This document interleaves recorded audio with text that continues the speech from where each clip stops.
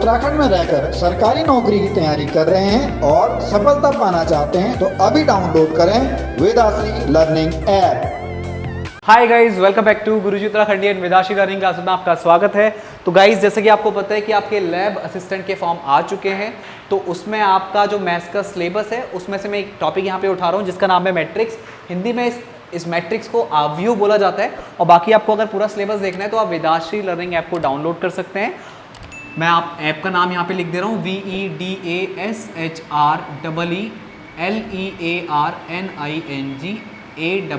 App. ठीक हो गया।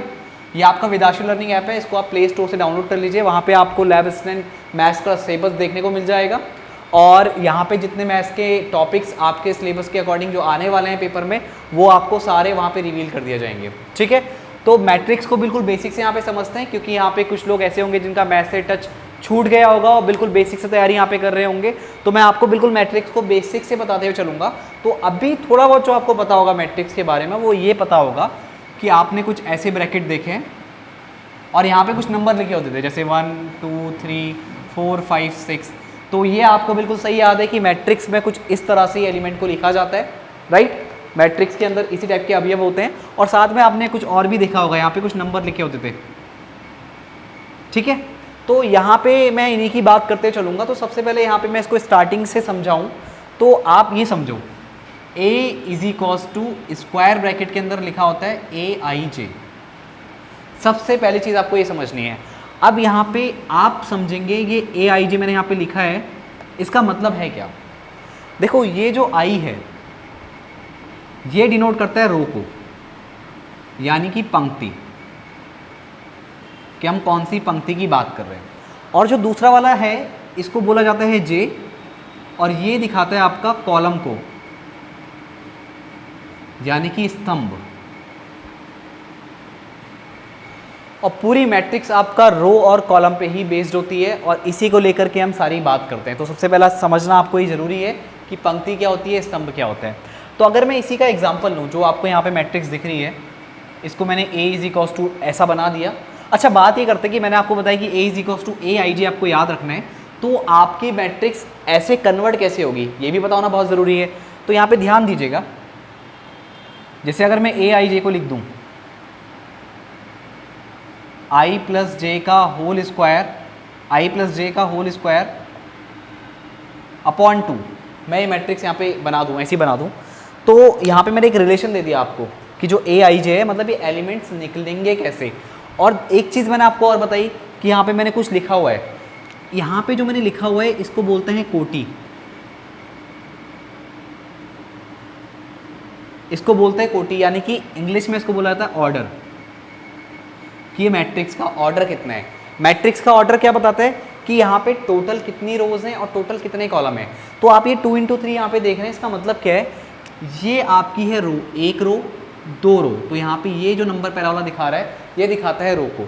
और जो आप देख रहे हो यहाँ पे लिखा हुआ है 3 है, तो ये बताता है कितने स्तंभ हैं, 1 2 3, 3 आपके स्तंभ है। पहली रो में कितने एलिमेंट है, 1 2 3, राइट। दूसरी रो में कितने एलिमेंट है, 4 5 6। अगर पहले स्तंभ की बात की जाए तो पहले स्तंभ में कितने एलिमेंट हैं, 1 और 4। दूसरे स्तंभ में कितने एलिमेंट है, 2 और 5। तीसरे स्तंभ में यानी तीसरे कॉलम में आपके 3 और 6 यहाँ पे एलिमेंट है। तो आई थिंक आपको यहाँ पे रो और कॉलम वाली बात यहाँ पे समझ में आ गई होगी। ठीक है, तो मैंने आपको I और J बताया। I और J क्या होता है आपका, रो और कॉलम को शो करता है। और जो M और N है, यानी इसको मैं अभी बताऊँगा कि M और N क्या होता है। यहाँ पे जो कोटि आप देख रहे हो ये M × N की फॉर्म में लिखी जाती है, जहाँ पे M बताता है आपको कि टोटल पंक्ति कितनी है, यानी कि टोटल नंबर ऑफ रोज कितनी है। और N आपको शो करता है टोटल नंबर ऑफ कॉलम कितने हैं। पहला वाला दिखाता है कितनी रोज हैं और दूसरा वाला दिखाता है कितने कॉलम हैं। यानी कि इससे एक चीज़ तो स्पष्ट है, एक चीज़ क्लियर है कि अगर आपको किसी मैट्रिक्स की कोटि बताई जाए यानी ऑर्डर बताया जाए, तो आप ये बता सकते हैं कि उस मैट्रिक्स में कितनी रोज हैं और कितने कॉलम हैं। जैसे मैंने आपको 2 × 3 की मैट्रिक्स बताई, तो आप ये समझ जाएंगे कि इस मैट्रिक्स में 2 रोज हैं और 3 यहाँ पे कॉलम है। तो यहाँ पे M तो दिखाता है टोटल नंबर ऑफ रोज को और N दिखाता है टोटल नंबर ऑफ कॉलम।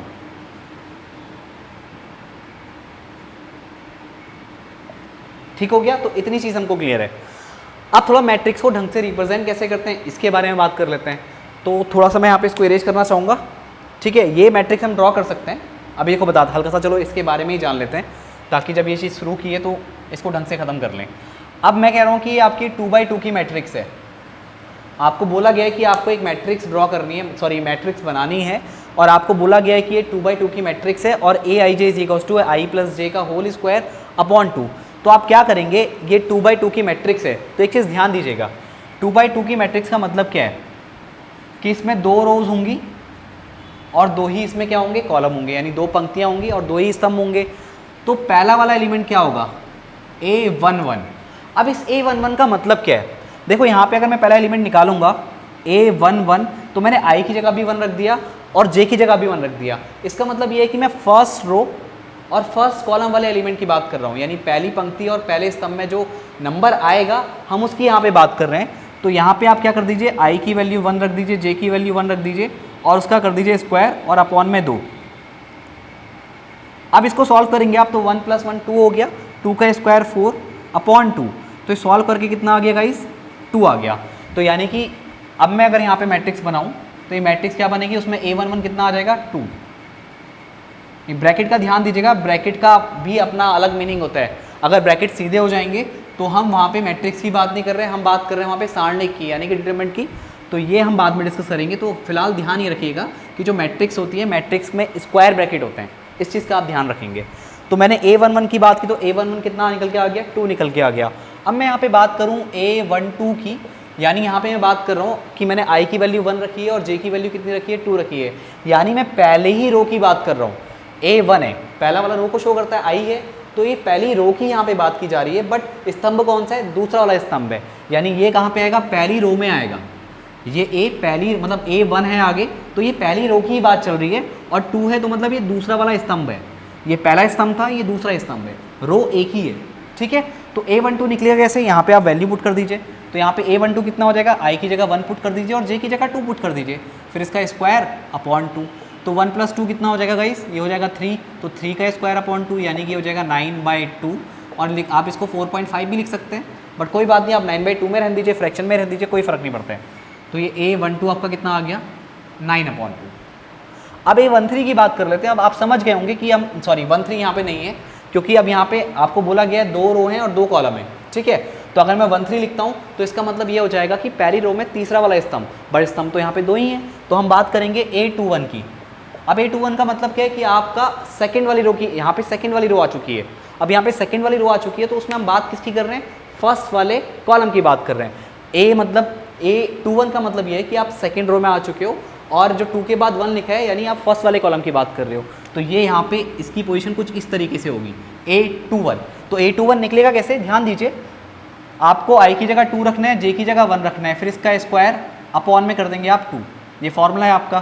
तो ये क्या है, यहाँ पे 2 + 1 3, 3 का स्क्वायर यानी कि 9/2। तो ये भी कितना आ गया आपका, 9/2 आ गया। क्लियर। अब बात करनी है आपको इसके बाद वाले एलिमेंट की, यानी यहाँ पे कौन सा एलिमेंट आने वाला है। तो आप जानते हैं कि सेकंड रो की ही बात चल रही है और कौन से वाले कॉलम में आएंगे आप, सेकंड वाले कॉलम में आएंगे, यानी कि आप बात कर रहे हैं A22 की, यानी second row and second column वाले एलिमेंट की। फॉर्मूला क्या है आपका, ये आपको क्वेश्चन गिवन होगा, ठीक है। मैंने यहाँ पे एक रैंडम क्वेश्चन उठाया है कि Aij is equals to I + J का होल स्क्वायर अपॉन 2। ये आपको क्वेश्चन दिया गया है और आपको बोला गया है कि मैट्रिक्स को फॉर्म कीजिए। बट एक चीज़ ध्यान रहे कि जब आपको ऐसा क्वेश्चन दिया जाएगा तो आपको उसकी कोटि जरूर बताई जाएगी, ताकि आप अंदाज़ा लगा सको आपको निकालना कहाँ तक है। अगर मैं आपको कोटि नहीं बताता तो आप A13 भी निकालते, A14 भी निकालते, क्योंकि ये कोटि क्या बताती है, उस मैट्रिक्स की डायमेंशन को बताती है कि इसमें कितनी रोज हैं, कितनी कॉलम है। तो तभी तो आप उसके हिसाब से सॉल्व करोगे, वरना तो मैं A13 भी निकाल देता, जबकि इसके हिसाब से A13 निकलेगा ही नहीं, राइट। तो यहाँ पे A21 मैंने यहाँ पे निकाल दिया। अब A22 मुझे निकालना है, तो I की जगह मैं 2 रख दूंगा, J की जगह 2 रख दूंगा। तो ये आपका हो जाएगा 2 + 2 का होल स्क्वायर अपॉन 2। तो ये आपका कितना आ गया, A22 is equals to 2 to 4, 4 का स्क्वायर अपॉन 2। तो ये आपका हो गया 16/2, यानी कि 2 8 जा 16। तो ये A22 आपने निकाल दिया और इसकी वैल्यू कितनी आ गई, 8 आ गई, ठीक है। तो गाइज ये आपकी 2/2 की मैट्रिक्स यहाँ पे फॉर्म हो गई। तो आपको इतना पता लग गया होगा कि यहाँ पे मैट्रिक्स होती क्या है, कुछ उसमें रोज होती हैं, कुछ कॉलम होती हैं, राइट। आई क्या रिप्रेजेंट करता है, जे क्या रिप्रेजेंट करता है, और ऐसे अगर आपको क्वेश्चन दिया जाए तो उनसे मैट्रिक्स कैसे आपको फॉर्म करनी है, तो ये आपको यहाँ पे क्लियर हो गया होगा। मतलब एक सिंपली मैट्रिक्स को अगर रिप्रेजेंट किया जाए तो उसको A इज इक्वल्स टू ए आई जे, और साथ में यहाँ पे लिखा होता है m इंटू एन।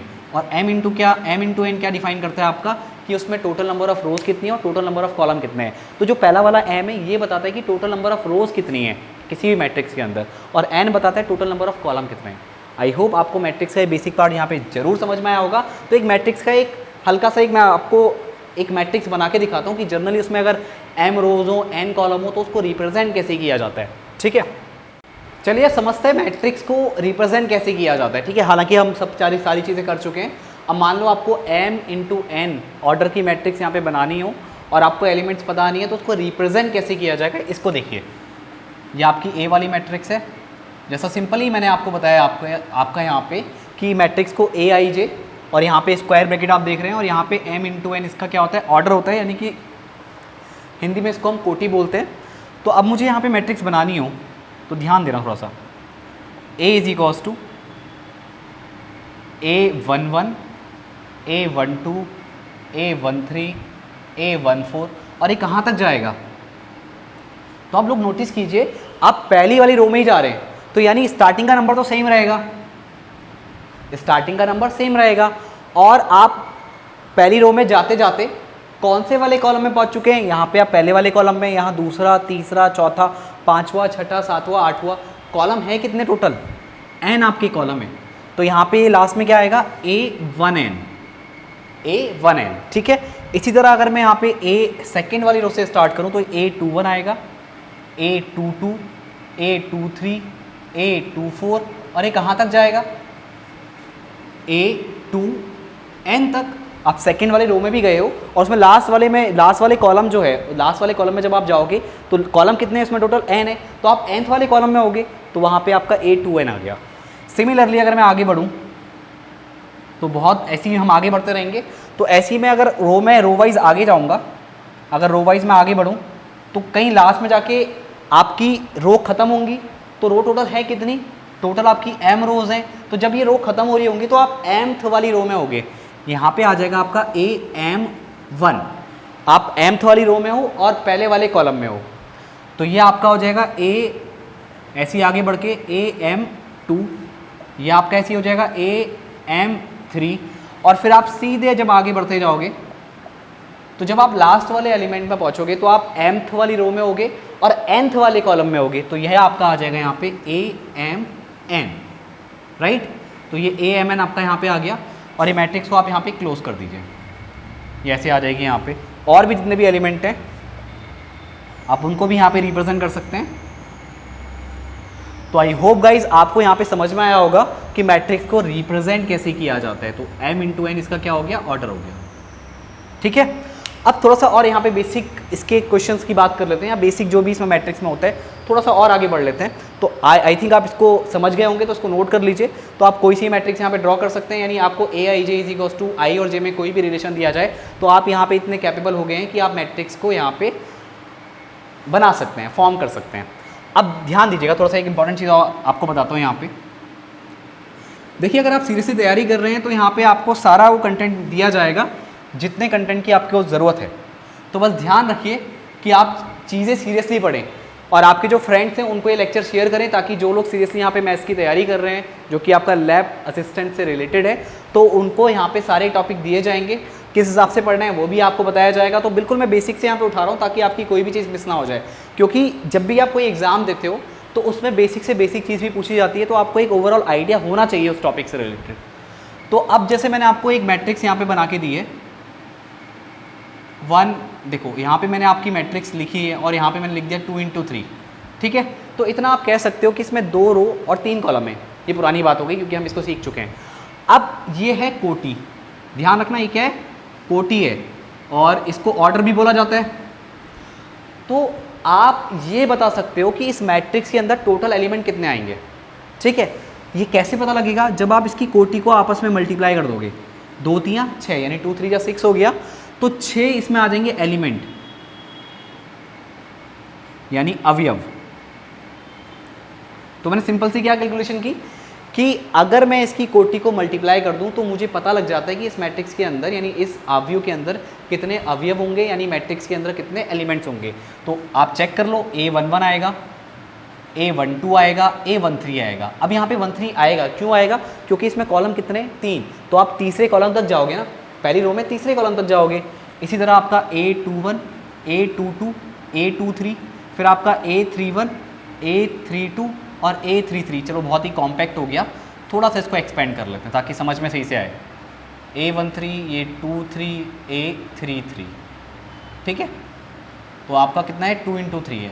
अब चेक कर लो 1 2 3 4 5 6 7 8 9 टोटल आपके 9। सॉरी मैंने कुछ गलती कर दी।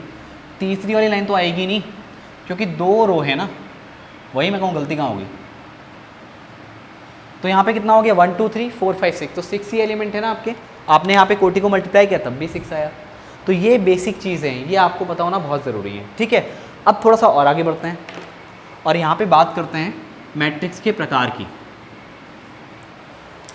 तो गाइज यहाँ पे सबसे पहला प्रकार मैं बताऊँ आपको, एक होती है स्क्वायर मैट्रिक्स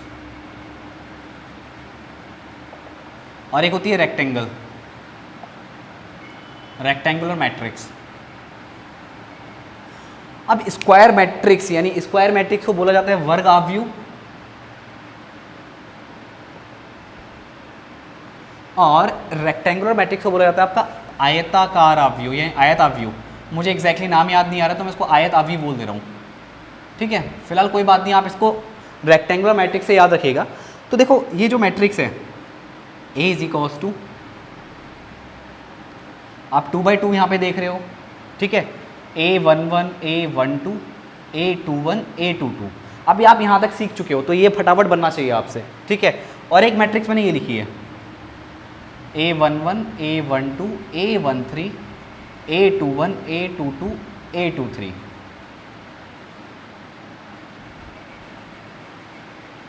तो आप यहाँ पे इसकी कोटि देखो, यहाँ पे जो m × n की जो मैट्रिक्स है, यहाँ पे एक चीज़ देख रहे हो आप, ये 2 × 2 यानी m = n है। यहाँ पे m और n बराबर हैं, तो जिस मैट्रिक्स में m और n बराबर होते हैं तो ऐसी मैट्रिक्स को बोला जाता है आपका वर्ग आव्यूह। यानी अगर यहाँ पे m की वैल्यू 3 होती तो ये भी 3 होता, 4 होती तो यहाँ भी 4 होता। कहने का मतलब ये है कि m और n बराबर हो जाएं, मतलब total number of row is equal to total number of column. अगर किसी मैट्रिक्स में ऐसा हो जाए तो ऐसी मैट्रिक्स को बोला जाता है आपका स्क्वायर मैट्रिक्स, हिंदी में वर्ग आव्यूह। रेक्टेंगुलर मैट्रिक्स ऐसी होती है जिसमें आपका m और n बराबर नहीं होते। हो सकता है आपका m n से बड़ा हो या फिर n m से बड़ा हो। तो ऐसे जहाँ पे केस होते हैं, जैसे कि मैंने 2/3 की मैट्रिक्स बनाई है, तो ये 3/2 की अगर मैट्रिक्स होती तो भी वो क्या होती, रेक्टेंगुलर मैट्रिक्स होती, यानी आयत आव्यूह उसको आप बोल सकते हो। एग्जैक्टली हिंदी में आयत बोलते हैं, ये मुझे याद नहीं आ रहा अभी, इंग्लिश में इसको रेक्टेंगुलर मैट्रिक्स बोला जाता है। तो ये जो मैट्रिक्स है इसमें m और n बराबर नहीं है, यानी total number of rows is not equal to total number of column. तो ऐसी मैट्रिक्स को बोला जाता है आपका आयत मैट्रिक्स, यानी कि रेक्टेंगुलर मैट्रिक्स जिसको बोला जाता है। तो सबसे मेन प्रकार आपका यही है, ठीक है, कि स्क्वायर मैट्रिक्स और आयत मतलब आपका रेक्टेंगुलर मैट्रिक्स। अब इसमें और भी आते हैं, जैसे आपका आता है रो मैट्रिक्स, आपका आता है जैसे यहाँ पे अगर पहला दूसरा इसको आप बोलते हो, तीसरा मैं बोलूँ तो यहाँ पे आप बोल सकते हो रो मैट्रिक्स, यानी पंक्ति आव्यूह। पंक्ति आव्यूह क्या होता है कि उसमें आपको रो मिलेगी, सिर्फ एक रो दिखाई देगी। जैसे कि मैं अगर लिखूँ यहाँ पे तो A11, A12, A13 और इसमें कितने भी कॉलम हो सकते हैं, तो इसमें आप लिख सकते हो इसका ऑर्डर 1 × n। ये आपको शो करता है कि इस मैट्रिक्स में एक ही आपकी रो है और इसमें टोटल नंबर ऑफ कॉलम कितने n है, क्योंकि रो मैट्रिक्स में एक ही रो होती है, कॉलम आपके n तक हो सकते हैं, इनफाइनाइट कॉलम आप यहाँ पे ले सकते हैं। इसी तरह होती है आपकी कॉलम मैट्रिक्स।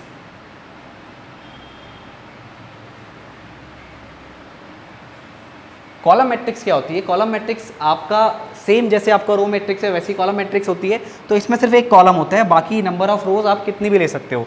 तो जैसे मैं यहाँ पे बनाऊँ A11, A12, A13, A14, गड़बड़ कर दिया है, ये आपका आएगा कुछ इस तरह A21, A31, A41, A51, ऐसी जाते जाते आप लिख सकते हो AN1, मतलब यहाँ पे अगर मैं m लिख दूँ, चलो क्योंकि आप रोज़ को m से डिनोट करते हो, तो AM1 यहाँ पे लिख दो, तो ये आपकी होगी कॉलम मैट्रिक्स। इसका ऑर्डर कितना हो गया, इसमें m रोज हैं और कॉलम 1 है, और यहाँ पे 1 रो है, कॉलम n है, ठीक है। तो ये आपकी रो मैट्रिक्स है, ये कॉलम मैट्रिक्स है, यानी ये आपका पंक्ति आव्यूह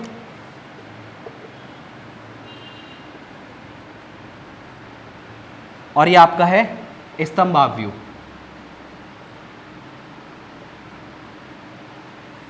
राइट, तो आप यहाँ पे थोड़ी 2-3 टाइप की मैट्रिक्स और देख सकते हैं। अभी और भी बहुत टाइप की मैट्रिक्स होती हैं, तो जैसे कि आप थोड़ा सा और आगे बढ़े तो और भी हम आगे मैट्रिक्स की बात कर सकते हैं, ध्यान दीजिएगा।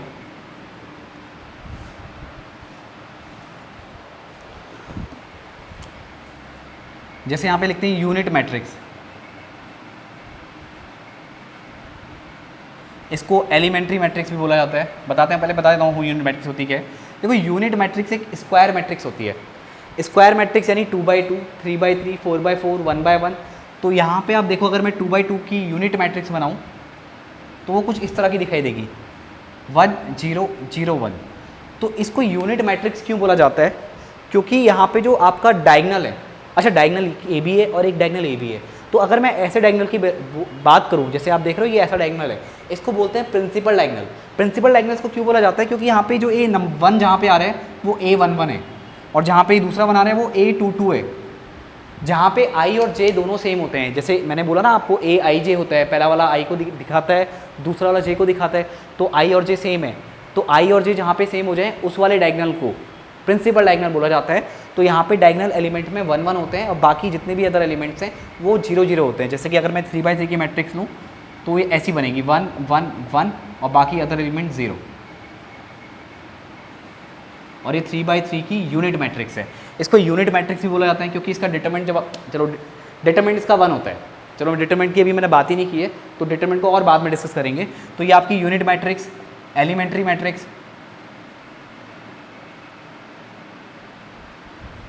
एलिमेंट्री मैट्रिक्स भी इसको बोला जाता है, और हिंदी में क्या बोलते हैं इसको वो मुझे अभी याद नहीं आ रहा है, तो कोई बात नहीं। यूनिट मैट्रिक्स आप समझ जाएंगे कि जहाँ पे आप ये स्क्वायर मैट्रिक्स होती है यानी वर्ग आव्यूह होता है, जिसमें जो प्रिंसिपल डायगनल है उनमें 1 1 होते हैं और बाकी अदर एलिमेंट्स क्या होते हैं, 0 होते हैं। तो गाइस इसमें भी बहुत सारी चीज़ें बाकी हैं। अभी आपका सम्मित आव्यूह, असम्मित आव्यूह, और कैसे पहचाना जाता है सम्मित और असम्मित आव्यूह को, तो ऐसी बहुत सारी छोटी छोटी टॉपिक्स हैं। तो गाइस उनको हम नेक्स्ट वाले लेक्चर में कवर करेंगे। तो मैं मान के चलता हूँ कि आपको यहाँ पे बेसिक जो कॉन्सेप्ट है मैट्रिक्स का वो यहाँ पे बिल्कुल आपको समझ में आ गया होगा। मैं आपको फिर से बोल रहा हूँ कि अगर आप सीधे से तैयारी कर रहे हैं तो बिल्कुल यहाँ पे ऐप को डाउनलोड कर लीजिए। विदाशी लर्निंग ऐप है, मैं फिर से आपको बता दे रहा हूँ, VEDASHREELEARNING विदाशी लर्निंग ऐप। इस ऐप में आपको यहाँ पे सिलेबस भी मिल जाएगा और कुछ आपको डेमो वीडियोस यहाँ भी दिख जाएंगे। तो आई होप आपको ये चीज़ समझ में आ रही होंगी। तो बाकी नेक्स्ट वाले लेक्चर में मैं आपको इससे आगे की चीज़ें बताऊँगा। तो गाइज़ आज के इस लेक्चर में इतना ही, थैंक यू।